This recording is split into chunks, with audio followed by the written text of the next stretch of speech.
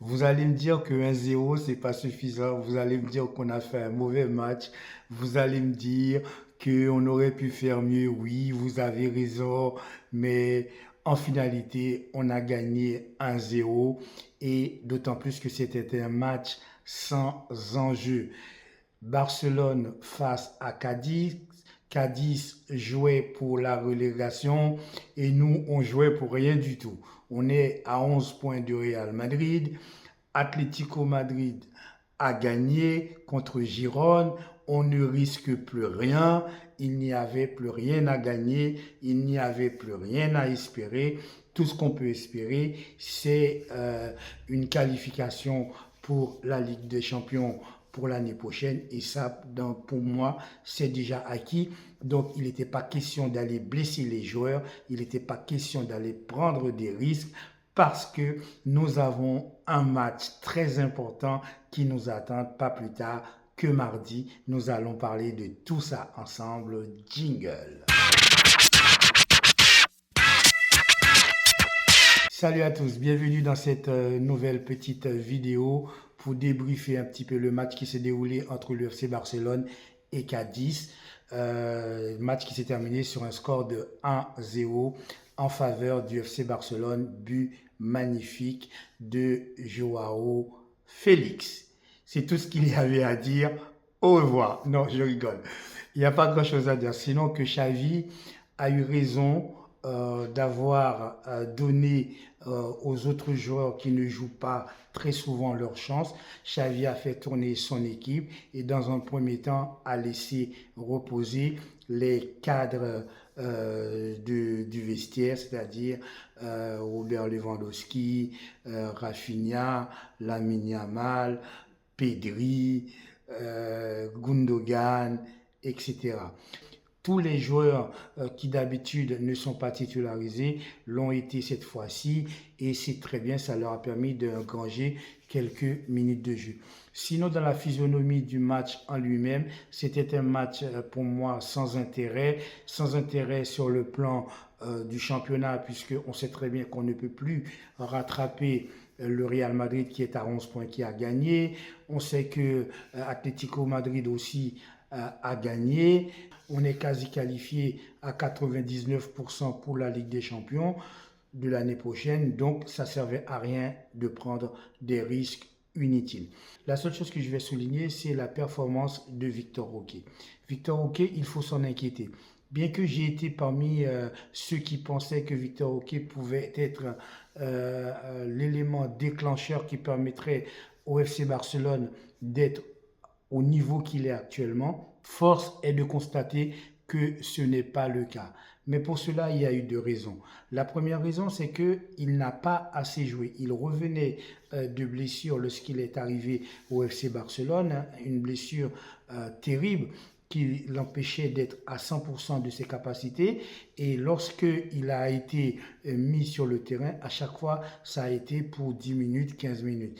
Effectivement, ça a contribué à une baisse de ses capacités, à une baisse surtout de son mental. Ça a contribué à une baisse de sa confiance et c'est pour cette raison qu'il a énormément de mal. Ça, c'est une première chose, c'est un premier aspect négatif qui a un effet négatif sur le jeu de Victor Roque. Mais Victor Roque est aussi un attaquant, un avant-centre pur jus, un avant-centre de l'ancienne génération. Bien qu'il soit jeune, mais il adopte un jeu qui est un jeu de l'ancienne génération qui consistait à être un avant-centre uniquement pivot et qui restait dans la zone et qui attendait les balles. Or, dans le football moderne et surtout dans le football du FC Barcelone de maintenant, un avant-centre ne peut pas se permettre de rester que dans la zone du 16,50 m. Quand le joueur ne trouve pas de ballon, il faut qu'il puisse dézoner quelque peu, redescendre un petit peu plus bas pour toucher un peu plus de ballon, pour essayer de combiner avec ses camarades, essayer de servir de relais, que ce soit avec Joao Félix ou bien Ferran Torres, qui étaient les deux attaquants qui l'accompagnaient et ça n'a pas été le cas. Victor Roquet est resté constamment dans sa zone, ce qui fait qu'il a été en déperdition totale sur le plan offensif. Il n'a pas du tout pesé sur la défense de Cadiz, il n'a pas du tout apporté un soutien, apporter un relais ou même être à la finition pendant tout ce match. Donc pour moi, ce match, c'est un match gâchis de Victor Roquet. J'étais assez déçu de ce match. Je pense qu'il pouvait faire nettement mieux parce qu'il a la capacité de faire un peu mieux. Lorsqu'on est avant-centre, à la manière d'un Robert Lewandowski. Lorsqu'on regarde le match qu'a joué Robert Lewandowski face à Paris Saint-Germain, il n'a marqué aucun but, pourtant il a fait un masterclass. Pourquoi? Il a fait un masterclass parce qu'il a fait un travail ingrat, mais un travail qui a payé. Un travail qui a permis à beaucoup de joueurs d'être un peu plus libres et surtout, il a permis de contribuer à l'attaque de FC Barcelone au lieu d'être finisseur, au lieu d'être à la finition des attaques. C'est pour cette raison que Robert Lewandowski, il a dézonné, il a permis d'apporter le surnombre, il a fait des replis défensifs, il a soutenu que ce soit Lamine Yamal quand c'était Lamine Yamal qui était à droite, il a également apporté un soutien énorme à Rafinha, il a combiné également avec Gundogan, il a combiné avec Pedri, donc en fait il était dans tous les compartiments du jeu et ça a payé, ça a donné une plus-value à l'attaque du FC Barcelone.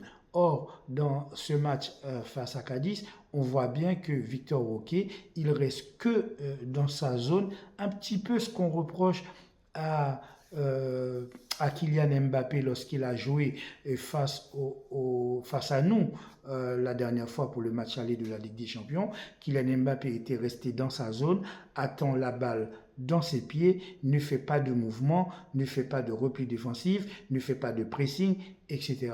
Or, on voit que Victor Roquet, c'est un petit peu la même chose. Je ne dis pas qu'il est comme Kylian Mbappé, mais Victor Roquet aurait pu être un petit peu plus décisif dans ses prises de décision, dans sa manière de presser. Et d'ailleurs, quand il presse, on voit bien que c'est un pressing qui ne va pas jusqu'au bout. Il fait semblant de courir, il court un petit peu, et dès que le joueur est éloigné un petit peu de lui, il s'arrête de courir. Donc, ce type d'attaquants n'ont pas d'avenir au FC Barcelone si il ne change pas sa façon de jouer.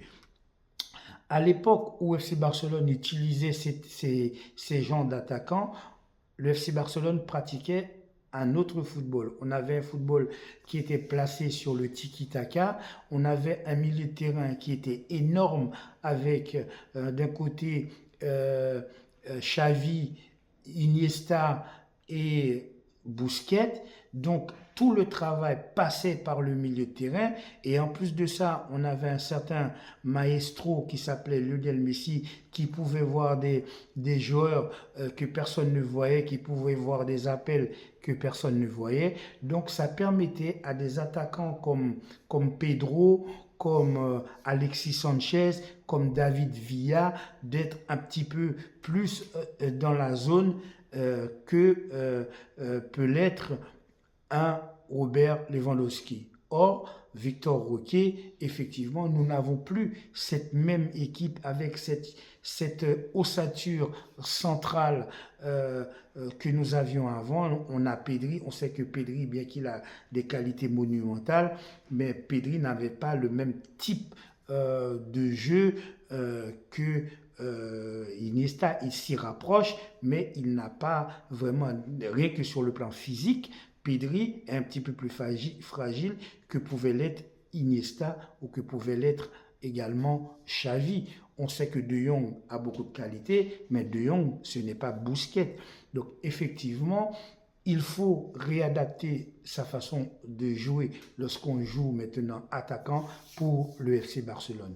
D'ailleurs, il y a beaucoup d'attaquants qui n'ont pas réussi au FC Barcelone. On sait très bien, par exemple, un attaquant comme Ibrahimovic a quasiment fait un flop au FC Barcelone parce que son jeu était pas tout à fait adapté au jeu que pouvait avoir le FC Barcelone. Donc j'encourage Victor Roque effectivement à changer sa manière de jouer, à modifier quand il voit qu'il n'a pas le ballon. Il faut absolument que Victor Roque puisse redescendre un tout petit peu plus bas pour aller chercher les ballons, pour aider les camarades, pour pratiquer un football de repli un peu et partir dans le dos des défenseurs plutôt que d'attendre à chaque fois que la balle lui vient ou qu'on le retrouve dans la zone. Sinon, pas grand-chose à dire malgré les changements qui ont été effectués par Xavi parce qu'il a fait rentrer tout le monde en fait. Il a fait rentrer Pedri, il a fait rentrer Koundé, etc. Mais cela n'a pas changé la physionomie du match, tout simplement parce que les joueurs n'avaient pas envie de se blesser pour un match qui n'avait pas d'enjeu plus que ça. Ça aurait été dramatique que Pedri se blesse, ça aurait été dramatique que Koundé se blesse, ça aurait été catastrophique que même Joao Félix se blesse. Parce que ce qui nous a permis de gagner contre Paris Saint-Germain la dernière fois, c'est parce que nous avons un banc.